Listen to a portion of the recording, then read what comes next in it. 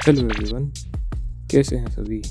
मुझे मेरी पुरानी वीडियोस में बहुत सारे कमेंट्स आ रहे थे कि भाई एनिमेशन कैसे बनाते हैं या आप ये एनिमेट कैसे करते हो। तो मैंने सोचा क्यों ना मैं एक वीडियो ही बना डालूँ तुम सबके लिए। हाँ, पूरे 2 लोगों ने कमेंट करा था एंड वो भी मेरे लिए बहुत ज़्यादा बड़ी चीज़ है। तो मैं यहाँ पे हूँ आपको बताने के लिए और आप बस सुनो और देखो, वीडियो के मज़े लो। अब इस वीडियो में मैं आपको बताऊंगा कि आप एज अ सोलो एनिमेटर कैसे बना सकते हैं, क्योंकि अगर आपके पास स्टूडियो है तो या तो आपको पहले से नॉलेज होगा, और स्टूडियो के लिए तो बहुत सारे प्रोसेस होते हैं, वो सब मैं नहीं बताऊंगा। मैं ऐसे बताऊंगा कि आपको एज अ सोलो एनिमेटर समझ आ जाए, अकेले आप सारा कुछ कर पाओ। किसी भी चीज़ को स्टार्ट करने का सबसे पहला काम होता है, या तो वो बिजनेस हो, या तो वो कोई वीडियो हो, या कोई भी कंटेंट हो। सबसे पहला काम है आपको आइडिया ढूंढना। सबसे पहले आइडिया ढूंढने के लिए चाहिए आपको एक खाली जगह, और वो खाली जगह है बाथरूम। अब वहाँ जाके आप कुछ भी करो, उससे कोई मतलब नहीं, बट बाथरूम एक ऐसी जगह है जहाँ पे आपको सबसे ज़्यादा आइडियाज़ आते हैं। अब आपको आइडिया जब मिल गया है तो उसके बाद आपको स्टोरी बनानी है। बेसिकली आपको सोचना है कि आपको उस वीडियो में या फिर उस आइडिया से रिलेटेड क्या क्या चीज़ें दिखानी है या क्या समझाना है।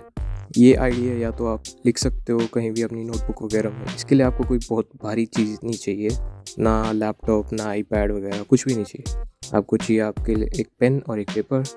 बहुत सारी चीज़ें आपकी पेन पेपर में ही हो जाएंगी, तो इससे कोई बीटी नहीं है।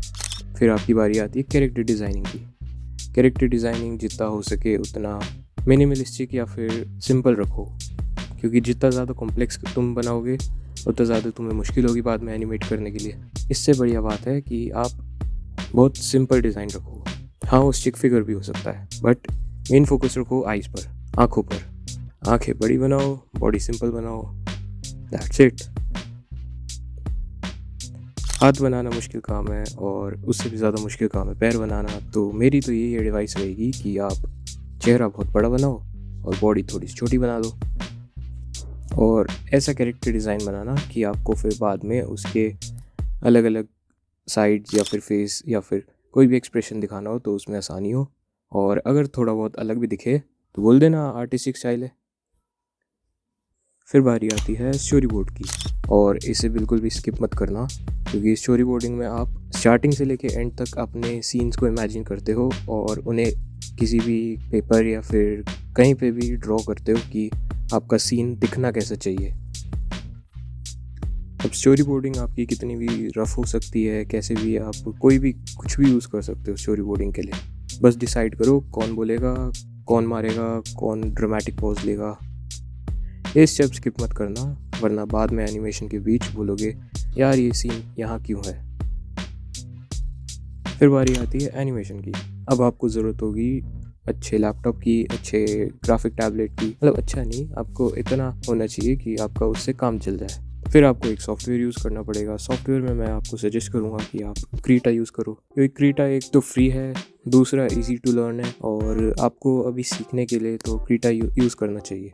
ज़्यादातर लोग या तो क्लिप स्टूडियो पे भगते हैं या तो एडोब एनिमेट सीसी पे भगते हैं। अब प्रोसेस बहुत सिंपल है। आपको की फ्रेम्स बनाने। की फ्रेम्स क्या होते हैं मैं बताता हूँ। की फ्रेम्स ऐसे फ्रेम्स होते हैं जिसमें आप ज़्यादा अपनी ऑडियंस को इम्पैक्ट देना चाहते हो।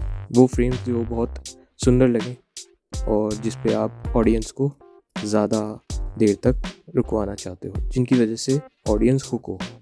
की फ्रेम्स बनाने के बाद आपको उनके इन बिटवीन्स बनाने। इन बिटवीन्स क्या होते हैं, जो आप की फ्रेम्स बना रहे हो उन 2 की फ्रेम्स के बीच में इन बिटवीन्स डालते हो, ताकि आपकी एनिमेशन स्मूथ लगे।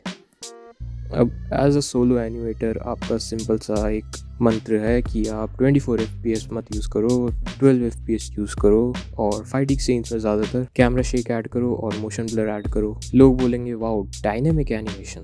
और हाँ, अगर लैपटॉप फैन हेलीकॉप्टर जैसा साउंड करे तो समझ लो एनिमेशन इमोशनल हो रही है, समझे। फिर एनिमेशन के बाद आती है कलर और बैकग्राउंड की। कलर आप ज़्यादातर सेम ही रखो, अपने मूड के हिसाब से जो आपको ठीक लगे वैसा करो। एंड बैकग्राउंड आपको जितना टाइम लगे उतना दो, बस ज़्यादा डिटेलिंग में मत घुसो। खुद पेंट करो 2 दिन, और सिंपल ग्रेडियंट डाल दो 1 सेकंड में, और ब्लर लगा दो, बोल दो डेप्थ है, इजी पीजी। और याद रखो डार्क सीन्स में कम डिटेल्स होती हैं और ज़्यादा इज्जत होती है। फिर बारी आती है आपकी साउंड एंड वॉइस की। वॉइस एक्टिंग, कॉन्ग्रेचुलेशंस, आप पूरी कास्ट हो।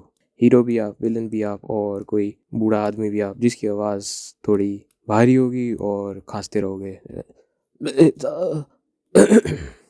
दैट काइंड ऑफ आवाज़। अब इसको रिकॉर्ड कैसे करोगे? माइक नहीं है, कोई बात नहीं, मोबाइल चलेगा, ब्लैंकेट के अंदर रिकॉर्ड करो, पेरेंट्स को बोलो ऑनलाइन क्लास है। एंड देन फाइनली बारी आती है कॉम्पोजिशन की। कॉम्पोजिशन का मतलब है जितना भी आपने सब कुछ बनाया है उसको एक साथ जोड़ना, बैकग्राउंड्स को, एनिमेशन को और साउंड को एक साथ जोड़ के एक पूरी वीडियो बनाना।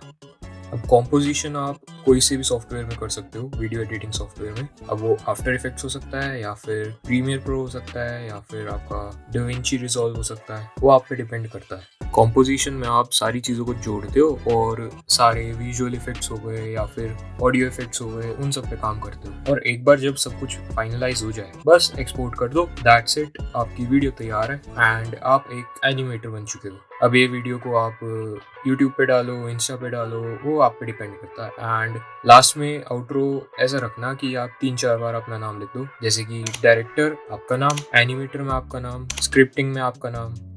तो बस इतना ही है एनिमेशन सीखना, ज़्यादा मुश्किल काम नहीं है, बट ये मांगता है आपका पैशन और आपका बहुत सारा टाइम। अब अगर यहाँ तक आ गए हो तो लाइक, शेयर, सब्सक्राइब कर दो और कमेंट कर दो अगली वीडियो किस पे बनाऊँ, या फिर अपना आइडिया कमेंट कर दो ताकि मैं चुरा लूँ। That's it. Thank you for watching this video and bye bye.